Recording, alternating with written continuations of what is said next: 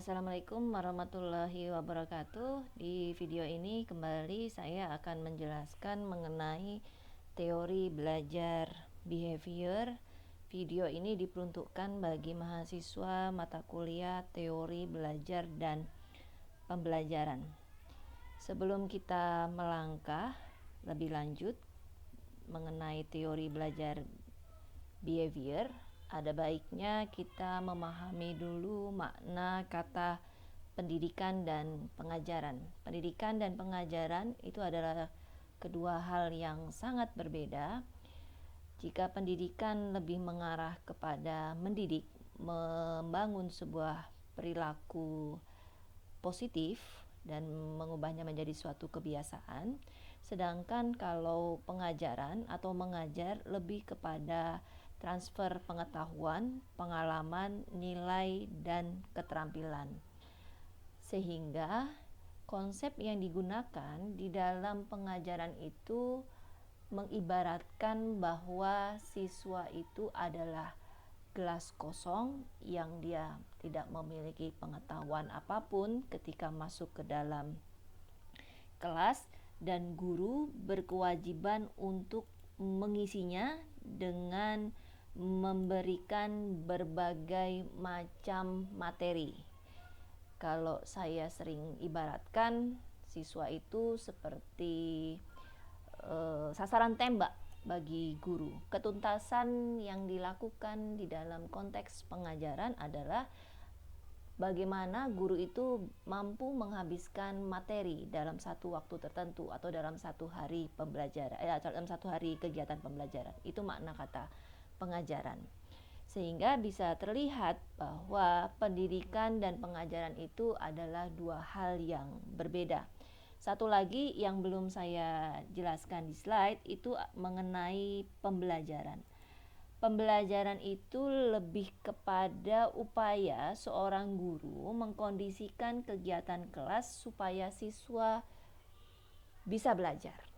Jadi, di dalam kegiatan pembelajaran, yang aktif itu adalah siswanya, bukan pada gurunya. Keaktifan gurunya lebih kepada mempersiapkan perangkat pembelajaran yang akan diberikan kepada siswa sehingga terjadinya proses belajar.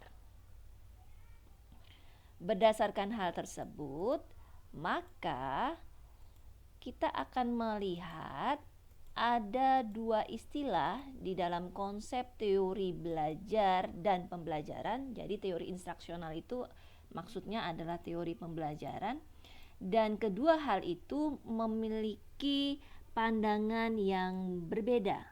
Perbedaan teori belajar dan teori pembelajaran atau teori instruksional, bahwa teori belajar itu sifatnya deskriptif, sedangkan kalau teori pembelajaran atau instruksional sifatnya preskriptif.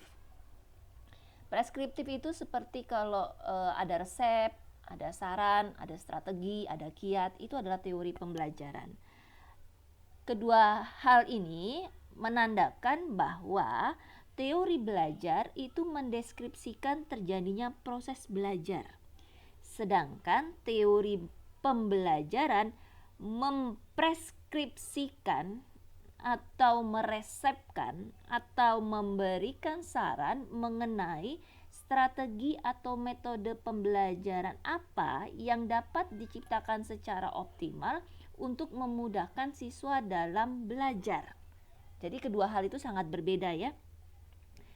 Teori belajar menekankan pada hubungan antara variabel-variabel yang menentukan hasil belajar, bagaimana seseorang itu belajar, sedangkan kalau teori pembelajaran itu menekankan pada bagaimana seseorang mempengaruhi orang lain agar terjadi belajar.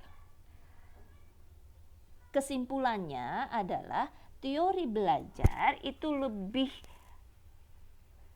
berkaitan pada diri pribadi siswa, lebih berkaitan pada karakteristik belajar siswa, sedangkan kalau teori pembelajaran itu lebih menekankan pada kondisi yang harus diciptakan agar orang lain itu bisa belajar, agar siswa itu bisa belajar. Itu adalah teori instruksional atau teori pembelajaran.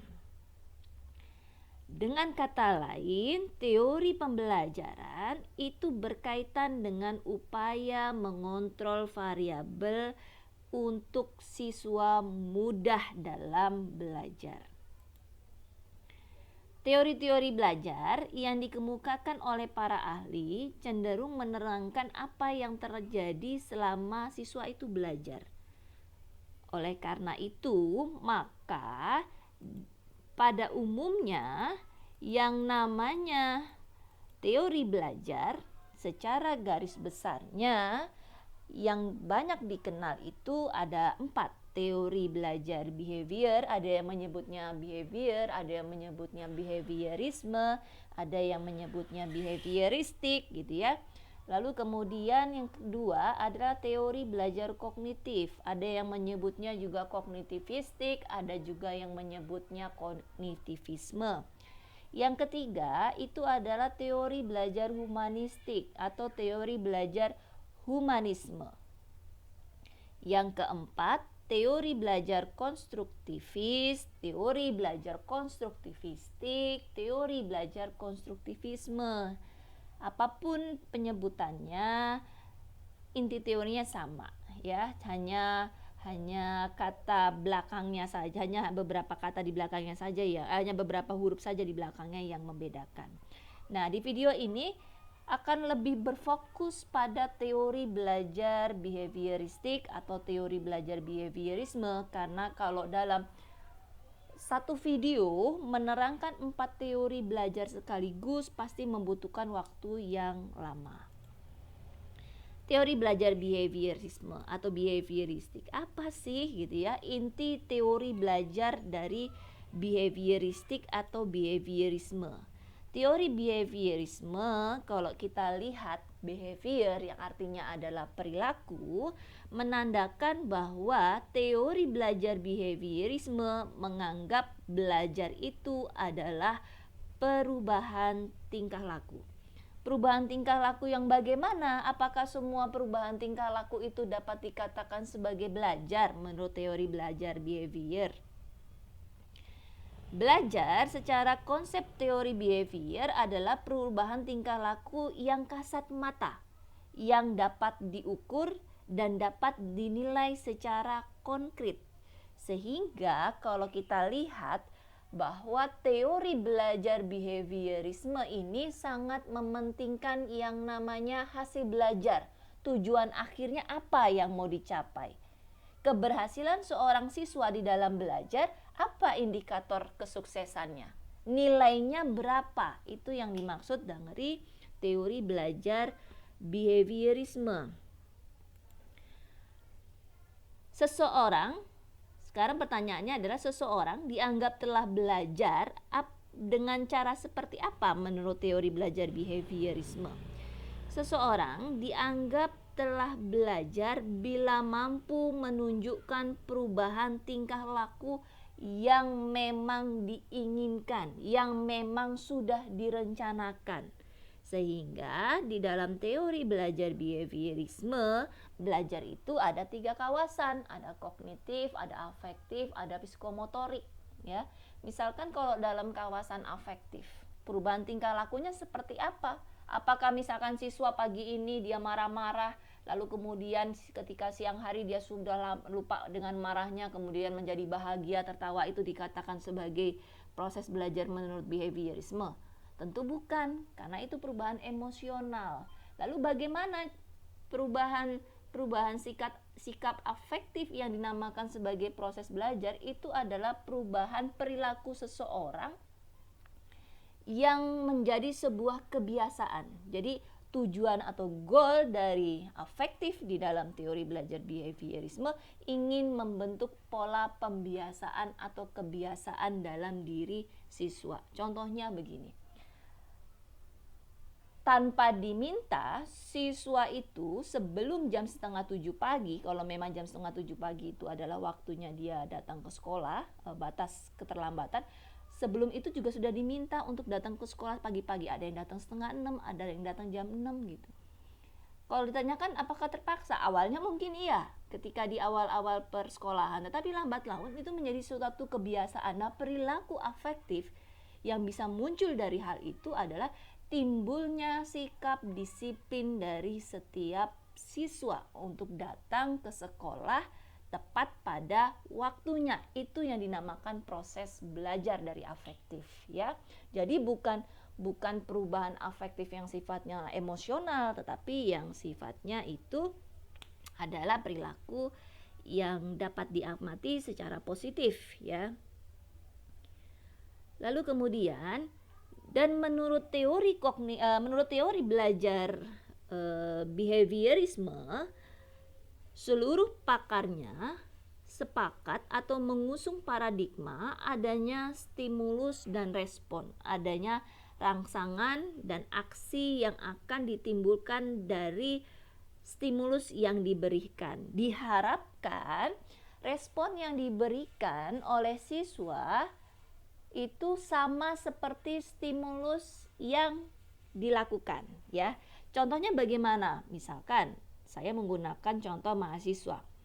Mahasiswa itu akan semakin cepat menyelesaikan tugas dari dosen kalau ada iming-iming besok ibu akan berikan nilai tambahan bagi siapa yang mengumpulkan tugas secara tepat waktu. Itu stimulusnya. Oh, responnya mereka berlomba-lomba. Penguatan positifnya adalah berupa nilai tambahan gitu ya. Nah, itu yang diharapkan dari teori belajar behavior. Artinya bahwa setiap siswa mau melakukan sebuah tindakan itu harus dimulai dari stimulus. Tanpa stimulus, siswa tidak akan bisa mengeluarkan respon. Begitu juga dengan hadiah, hukuman, dan faktor penguatan. Ketiga hal itu menjadi ciri khas dari teori belajar behavior, yaitu ada hadiah, ada hukuman, dan ada faktor penguatan. Kita lanjut. Kalau kita lihat di sini, terlihat jelas bahwa ada istilah reinforcement. Reinforcement, penguatan yang diberikan untuk supaya siswa mampu merespon sesuai stimulus yang diberikan oleh guru. Jadi artinya teori behavior ingin menekankan bahwa perubahan tingkah laku dibentuk sesuai dengan keinginan lingkungan, sesuai keinginan faktor eksternal. Karena respon yang diberikan akan baik jika seseorang itu sudah siap menerima stimulus, sehingga menimbulkan kepuasan bagi diri individu itu sendiri. Contohnya begini, misalkan siswa itu sudah berusaha belajar, ya, belajar dengan keras, stimulus oleh guru. Bagi yang nilainya melebihi KKM, kriteria ketuntasan minimal, maka akan lulus dalam mata pelajaran tersebut, ya. Lalu kemudian karena dia sudah belajar dengan keras, ketika tes nilainya bagus gitu ya, lalu diberikanlah itu hadiah pemberian nilai tambahan, kelulusan pada mata pelajaran itu. Siswa senang gitu ya, karena dia responnya positif, penguatannya positif, maka kecenderungannya menurut teori belajar behavior, siswa itu akan kembali melakukan tindakan yang berulang-ulang gitu ya. Karena dia merasakan bahwa respon yang diberikan kepada dirinya sangat bagus, positif, dia suka gitu. Jadi itu yang ditekankan oleh teori behavior, ya. Teori belajar behavior ini kan teori yang dianut oleh Gagne dan Berliner, itu tokoh pertamanya ya untuk teori belajar. Tetapi memang teori belajar behavior ini sangat mengabaikan yang namanya hasil belajar yang tidak dapat diamati dan diukur, itu tidak dijelaskan.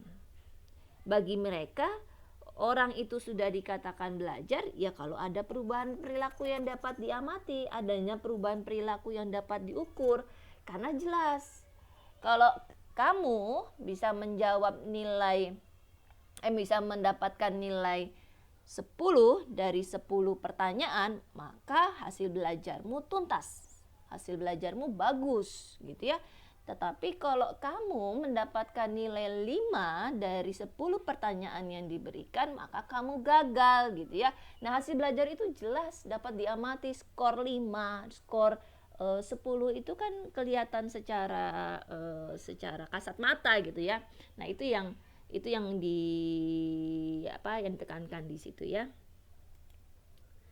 Lalu kemudian menurut teori belajar behavior juga,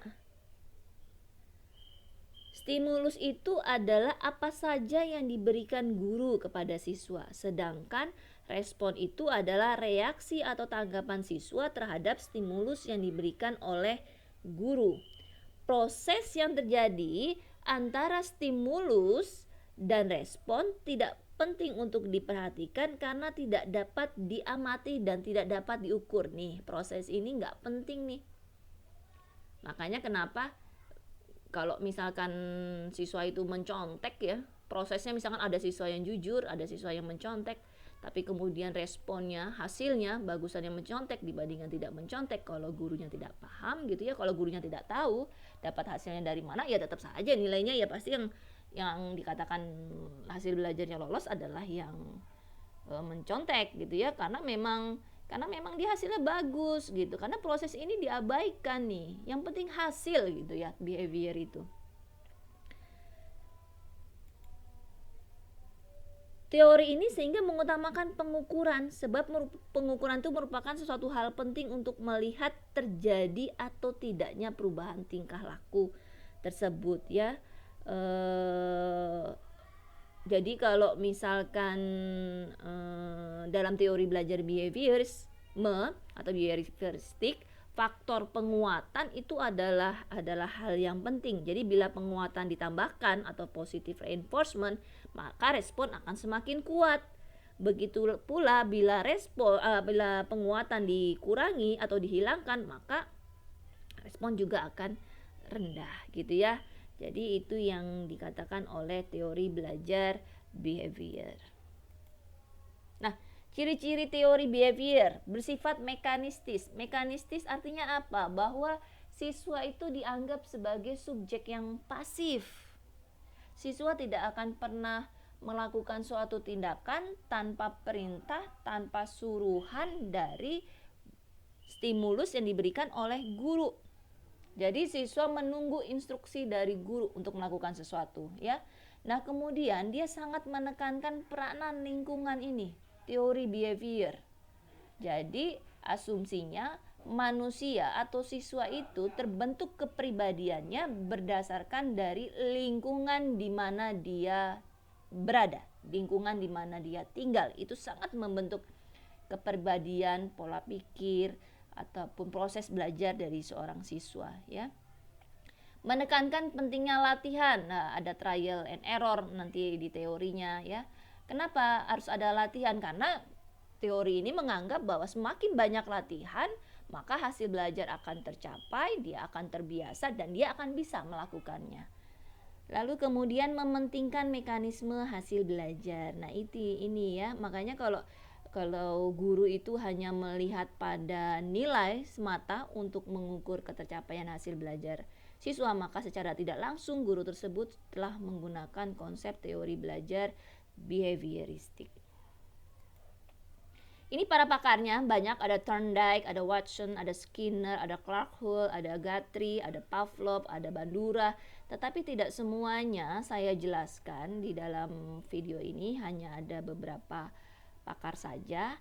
Kita sekarang mengarah pada Thorndike. Thorndike mengatakan bahwa belajar itu merupakan proses koneksi antara stimulus respon yang berujung kepada perubahan tingkah laku. Thorndike itu siapa ya? Thorndike lah itu adalah seorang bapak psikologi pendidikan, karena memang dia itu kuliahnya juga mengambil psikologi, dan buku-bukunya juga ada yang psikologi, ada yang pengukuran sosial dan mental ya, kecerdasan hewan dan sebagainya.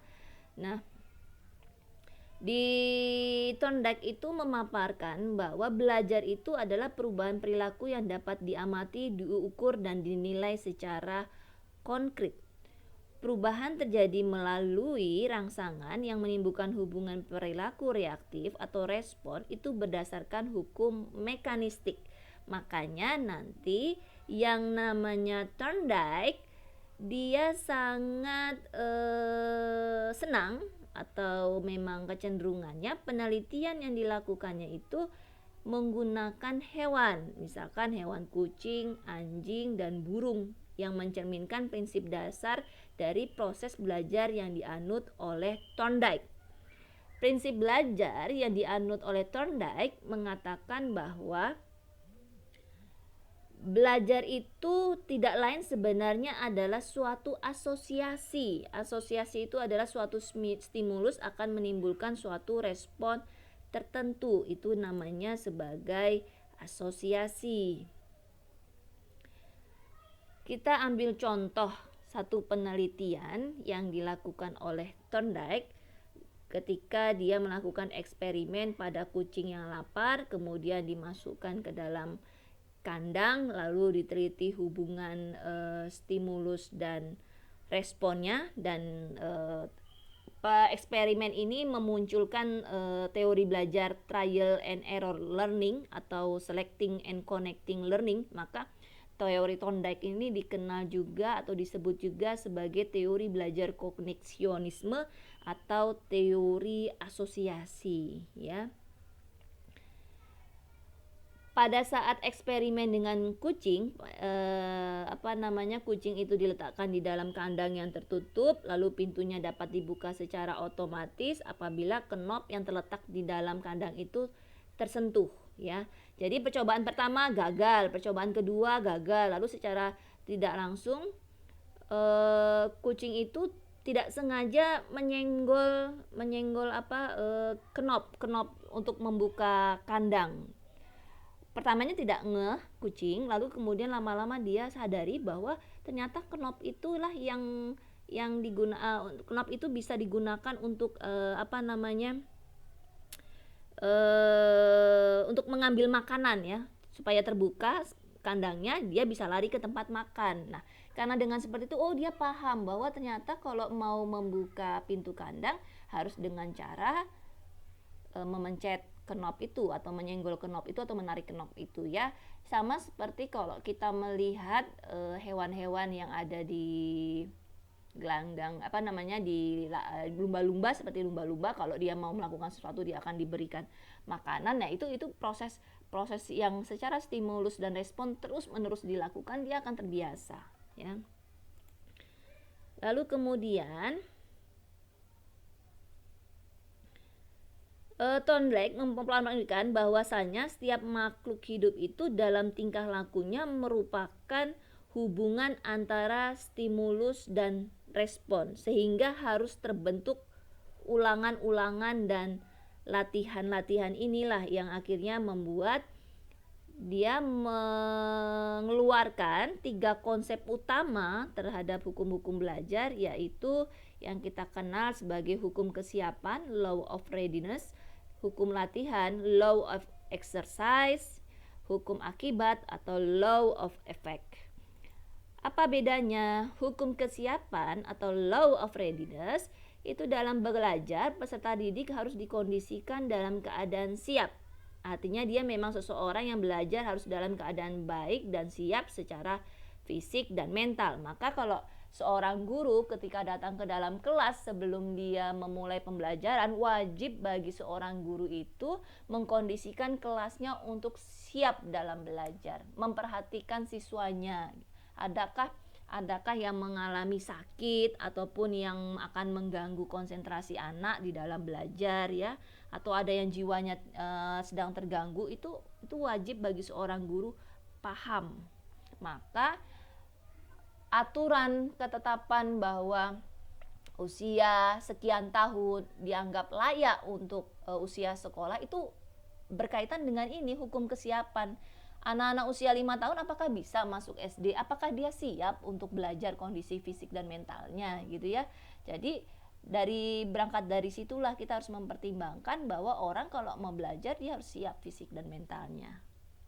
Kematangannya dalam penguasaan pengetahuan dan kecakapan-kecakapan yang diperlukan untuk dia belajar juga harus sudah ada sebagai bekalnya. Lalu kemudian hukum kesiapan memiliki implikasi bahwa semakin siap siswa itu dalam belajar, maka perubahan tingkah lakunya pasti akan semakin cepat ya. Jadi teori koneksionisme ini mengatakan bahwa belajar adalah suatu kegiatan membentuk asosiasi antara kesan panca indera dengan kecenderungan bertindak. Misalnya begini, jika anak itu merasa senang atau tertarik pada misalnya jika anak itu merasa senang atau tertarik pada kegiatan jahit menjahit, maka cenderung ia akan mengerjakannya. Nah, apabila hal ini dilaksanakan, ia akan merasa puas dan belajar menjahit akan menghasilkan prestasi yang memuaskan gitu ya. Jadi di dalam hukum kesiapan juga menekankan pada kepuasan individu yang harus muncul ketika dia mempelajari sesuatu hal gitu ya. Makanya ada asosiasi, ada koneksi bahwa sekarang saya hobinya ini, maka saya senang belajar ini gitu ya. Sama seperti kalau Anda hobinya adalah olahraga, sepak bola, maka pasti siswa itu senang kalau disuruh belajar olahraga dibandingkan mungkin dia belajar yang sifatnya sosial, hafalan ya.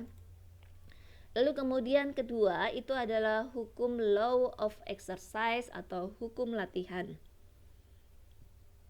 Hukum latihan memaparkan untuk menghasilkan tindakan yang cocok dan memuaskan untuk merespon suatu stimulus, maka seseorang harus mengadakan percobaan dan latihan yang berulang-ulang ya. Apalagi supaya belajar yang diterima oleh siswa itu dari short term memory jangka pendek ke memori jangka panjang, maka dibutuhkan pengulangan sebanyak-banyaknya supaya pesan itu tidaklah lupa dan belajar menjadi bermakna. Maka tadi saya sudah bilang bahwa latihan itu adalah satu hal yang penting juga ditekankan di dalam teori belajar behavior. Prinsip utama belajar itu adalah latihan. Karena jika guru sering memberi latihan, artinya berarti memberikan stimulus, siswa menjawabnya, maka siswa menjawab dikatakan sebagai respon, maka prestasi belajar siswa diharapkan juga akan meningkat gitu ya.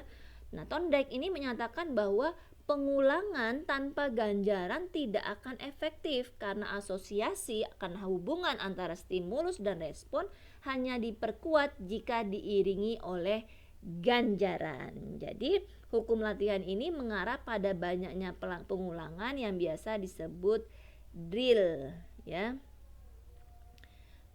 Jadi kalau misalkan Anda sering latihan itu latihan mengerjakan LK gitu ya, diharapkan dia hasil belajarnya akan memori jangka panjang gitu, ke long term memory dibandingkan kalau dia short term memory. Tetapi memang harus ada ganjarannya gitu.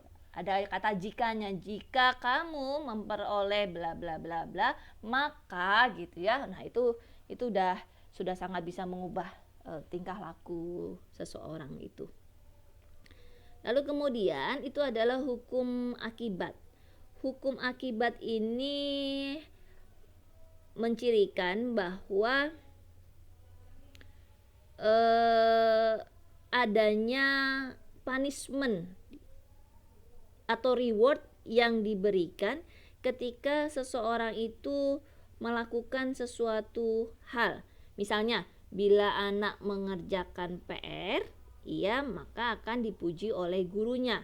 Namun jika dia tidak mengerjakan PR gitu ya, maka dia akan dihukum.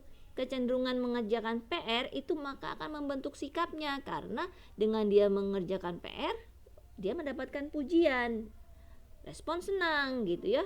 Akhirnya dia kembali berulang-ulang lagi. Nah, tapi bagaimana kalau misalkan si anak mendapatkan hukuman gitu ya? Maka hukuman itu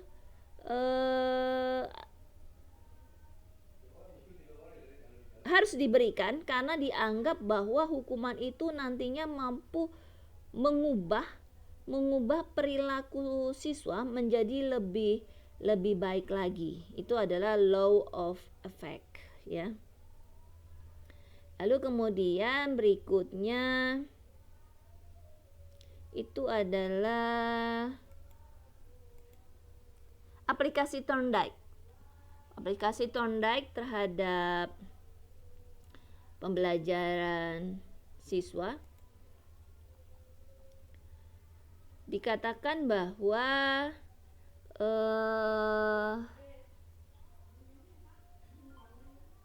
ketika seseorang guru ingin menggunakan atau ingin menerapkan teori Thorndike di dalam kelas, maka caranya ialah sebelum guru dalam kelas mulai mengajar, maka anak-anak disiapkan mentalnya terlebih dahulu. Misalkan anak-anak disuruh duduk, itu diberitahukan reward dan punishment apa yang akan diberikan untuk memotivasi belajar ya. Lalu kemudian melakukan ulangan yang teratur gitu ya, karena bahwa dengan ulangan maka pasti akan ada latihan atau drill yang diberikan kepada siswa. Dan yang ketiga, guru memberikan bimbingan, hadiah, pujian untuk menumbuhkan efek yang strategis bagi peserta didik.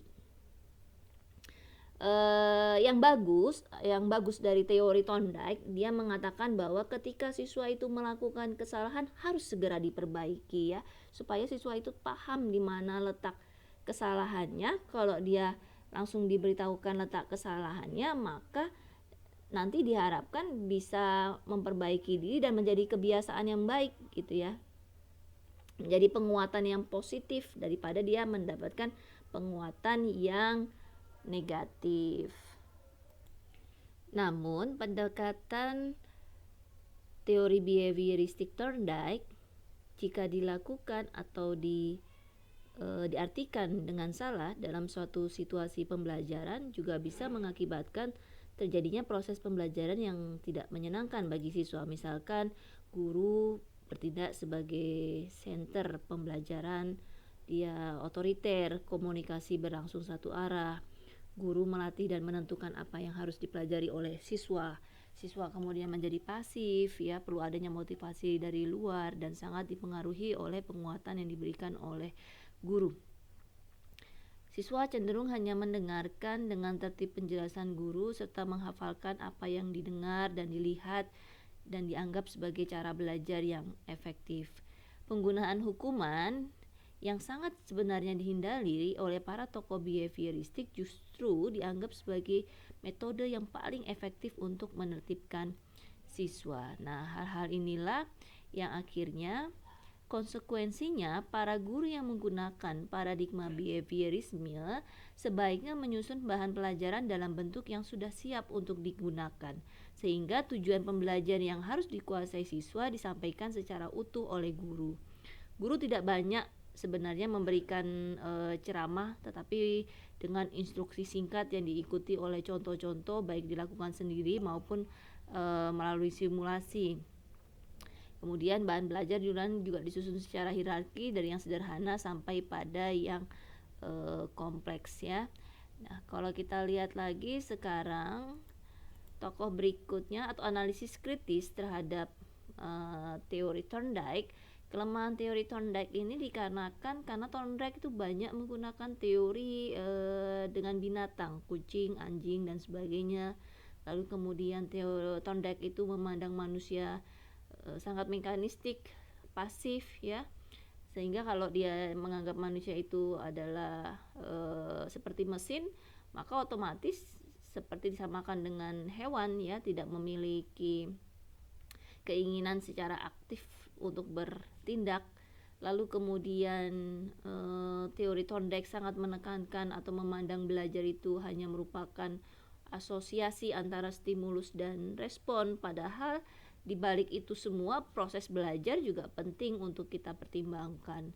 Nah, kemudian terakhir adalah dianggapnya karena belajar itu berlangsung secara mekanis, secara stimulus respon, maka tidak ada yang pokok di dalam belajar itu ya, maka pengertian atau konsep-konsep dipandang sebagai bukan menjadi hal yang pokok untuk dipelajari. Dan di dalam teori Thorndike sangat terlihat bahwa guru yang memainkan peran sentral di dalam kegiatan pembelajaran. Nah, analisis kritis yang berikutnya bahwa implikasi teori Thorndike itu membuat proses pembelajaran kurang memberikan ruang gerak yang bebas bagi siswa untuk berkreasi, bereksperimentasi, dan mengembangkan kemampuannya sendiri, karena semua sudah terstimulus atau sudah dirancang secara khusus oleh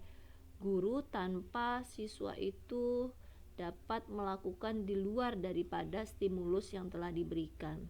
Yang terakhir, siswa itu dianggap sebagai objek pasif sehingga membutuhkan motivasi dan penguatan dari pendidik. Ya, jadi behavior itu sangat bertentangan ya dengan konstruktivistik. Nanti di video berikutnya saya akan menjelaskan juga teori belajar konstruktivistik serta aplikasinya di dalam kegiatan pembelajaran. Teori belajar menurut Watson, tokoh yang lain ya, ini dia menganggap bahwa sama seperti Thorndike, jadi belajar dianggap sebagai proses interaksi antara stimulus dan respon, namun stimulus dan respon yang dimasuk juga harus dapat diamati dan dapat diukur. Jadi walaupun dia mengakui adanya perubahan mental dalam diri seseorang selama proses belajar, namun itu tidak diperhitungkan karena tidak dapat diamati meskipun dia mengakuinya gitu ya. Jadi kesimpulannya, Thorndike dan Watson sama-sama menekankan pada stimulus dan respon yang harus dapat diamati dan diukur. Teori berikutnya lagi oleh Edwin Guthrie. Edwin Guthrie percaya bahwa adanya hukuman itu memberikan peranan penting di dalam proses belajar.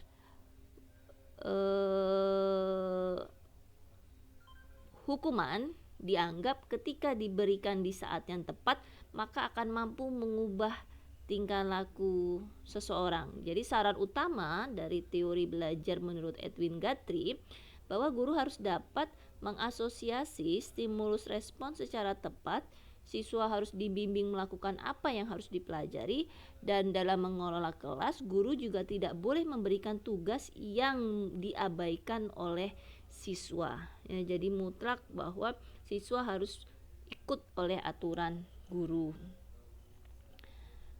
Lalu kemudian Guthrie juga menganggap bahwa penguatan itu hanya melindungi hasil belajar yang baru agar tidak hilang ya. Jadi dengan dia juga menekankan pada konsep penguatan. Nah, penguatan yang lebih ditekankan di sini adalah penguatan yang sifatnya negatif karena berupa hukuman. Teori belajar menurut Skinner. Nah, Skinner ini konsepnya lebih diungguli daripada tokoh-tokoh sebelumnya karena dia menjelaskan konsep belajar itu secara sederhana namun lebih komprehensif ya. Dia tidak sesederhana yang dikemukakan oleh para tokoh-tokoh sebelumnya.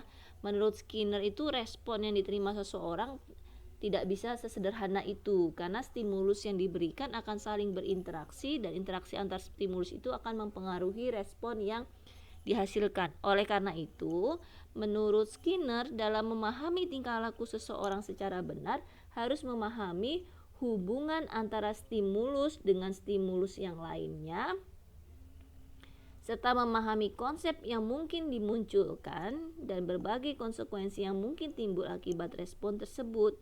Skinner mengungkapkan bahwa dengan menggunakan perubahan mental sebagai alat untuk menjelaskan tingkah laku hanya akan menambah rumitnya masalah. Jadinya dia menganggap bahwa ketika stimulus dan respon itu berinteraksi dengan lingkungan, maka akan terjadi perubahan tingkah laku.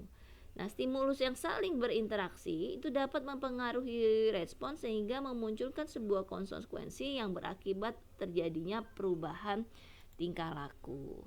Nah, kalau kita lihat di sini, seluruh pakar teori behavioristik sepakat bahwa belajar itu dianggap sebagai suatu proses perubahan tingkah laku, di mana perubahan tingkah laku itu bisa disebabkan oleh reinforcement dan punishment menjadi stimulus untuk merangsang siswa di dalam berperilaku. Pendidik yang masih menggunakan kerangka behavioristik biasanya merencanakan kurikulum dengan menyusun isi pengetahuan menjadi bagian-bagian kecil yang ditandai dengan suatu keterampilan tertentu, atau bahasa mudahnya adalah di dalam teori belajar behavioristik, positifnya adalah dia memandang bahwa ketika seseorang belajar itu harus disusun secara hierarki dari sederhana sampai pada yang paling kompleks gitu ya, menurut teori behavioristik. Nah, kita lihat lagi sekarang, Skinner ini berbeda dengan Guthrie ya. Kalau Guthrie kan memang mengatakan bahwa hukuman itu memegang peranan penting dalam proses belajar. Namun Skinner ini tidak menganjurkan digunakannya hukuman dalam kegiatan pembelajaran. Kenapa? Karena Skinner itu menganggap bahwa hukuman, atau kalau bahasa lainnya penguat negatif, itu cenderung membatasi siswa untuk berpikir dan berimajinasi, sehingga dia menganggap ada beberapa alasan mengapa hukuman itu sebaiknya tidak diberikan. Pertama, pengaruh hukuman terhadap perubahan tingkah laku sangat bersifat sementara. Itu betul. Barangkali hukuman A akan bisa caspleng gitu ya, akan bisa manjur kepada siswa yang satu, tapi belum tentu hukuman A akan juga sama ampuhnya dengan siswa B gitu, karena itu akan sangat berbeda. Barangkali dia hanya tertibnya sementara, tapi kemudian dia akan berbuat hal atau berbuat kesalahan itu lagi gitu ya. Lalu kemudian dampak psikologis yang buruk mungkin akan terkondisi menjadi bagian dari jiwa terhukum bila hukuman itu berlangsung lama gitu ya. Misalkan saja siswa itu sering sekali dihukum, disuruh kalau zaman dulu itu berdiri di depan kelas lalu mendapatkan ejekan, cemoohan ya, kemudian ditegur di depan teman-temannya gitu ya. Nah, nanti teman-temannya mengejek dan sebagainya, itu menimbulkan efek psikologis gitu, dan itu kalau berlangsung secara terus-menerus maka memberikan efek yang tidak baik dari diri siswa. Lalu kemudian hukuman yang mendorong si hukum untuk mencari cara lain meskipun salah dan buruk agar dia terbebas dari hukuman. Nah, ini yang membahayakan. Dengan kata lain, hukuman dapat mendorong si terhukum melakukan hal-hal yang lain, kadang-kadang lebih buruk daripada kesalahan yang diperbuatnya. Karena dia berusaha untuk terbebas dari hukuman, jadi dia menghalalkan segala cara supaya tidak dihukum ya. Dengan demikian, Skinner lebih percaya kepada apa yang disebut penguat negatif ya. Bahasanya ada Skinner hukuman, tapi dia bukan hukuman tapi penguat negatif. Dia mengatakan bahwa penguat negatif tidak sama dengan hukuman.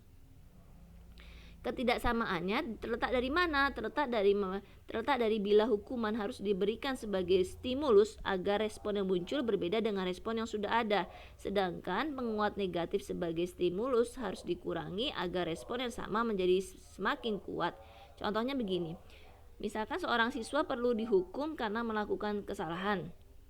Tetapi kalau siswa itu masih saja melakukan kesalahan, maka hukuman harus ditambahkan. Tetapi jika sesuatu itu yang tidak mengenakan siswa tapi jika sesuatu itu tidak mengenakan siswa sehingga ia melakukan kesalahan, maka dia harus dikurangi, bukan malah ditambah. Dan pengurangan ini mendorong pembelajar untuk mendorong siswa untuk memperbaiki kesalahannya. Contohnya begini. Ada siswa, dia senang sekali atau hobi sekali menonton. Lalu kemudian padahal dia disuruh belajar gitu ya oleh orang tuanya. Nah, karena ibunya kesal, biasanya kan ancamannya adalah kamu nggak boleh nonton TV katanya gitu. Tapi kalau di dalam Skinner enggak gitu, dia boleh menonton TV tetapi jumlahnya itu dikurangi gitu ya. Jumlah dia boleh menonton TV-nya misalkan hanya bersekian jam atau sekian menit gitu. Misalkan kalau kamu tidak mengerjakan PR, maka kamu hanya boleh menonton TV sekian menit. Nah, itu yang dimaksudkan dengan penguatan negatif ya. Diharapkan dengan adanya penguatan negatif, maka dia akan bisa mengubah perilaku seseorang. Berikutnya adalah aplikasi teori behavioristik. Ini adalah sekian aplikasi yang bisa diterapkan di dalam kelas, bahwa guru menyusun bahan pelajaran dalam bentuk yang sudah siap, materi disampaikan secara utuh oleh guru tidak banyak memberikan ceramah, bahan pelajaran disusun dari yang sederhana sampai pada yang paling kompleks, pembelajaran berorientasi pada hasil yang dapat diukur dan diamati, kesalahan harus segera diperbaiki melalui latihan ya. Lalu pengulangan dan latihan dianggap sebagai perilaku yang diinginkan sehingga dapat menjadi suatu keterbiasaan. Lalu evaluasi atau penilaian didasari atas perilaku yang tampak. Kesimpulannya adalah bahwa teori behavior cenderung mengarahkan peserta didik untuk berpikir linier, konvergen, tidak kreatif, dan tidak produktif. Pandangan teori ini bahwa belajar merupakan proses pembentukan, yaitu membawa peserta didik menuju atau mencapai target tertentu yang diinginkan oleh suatu lembaga pendidikan atau yang diinginkan oleh seorang guru, sehingga menjadikan peserta didik itu tidak bebas berkreasi dan berimajinasi. Padahal banyak faktor yang mempengaruhi proses belajar ya. Jadi kalau behavioristik itu sangat menekankan hasil belajar, itu berbeda dengan nanti teori belajar kognitif konstruktivistik yang lebih menekankan pada proses belajar. Demikian video untuk teori belajar behavioristik ini, semoga bermanfaat bagi kita semua. Wabillahi taufiq wal hidayah. Wassalamualaikum warahmatullahi wabarakatuh.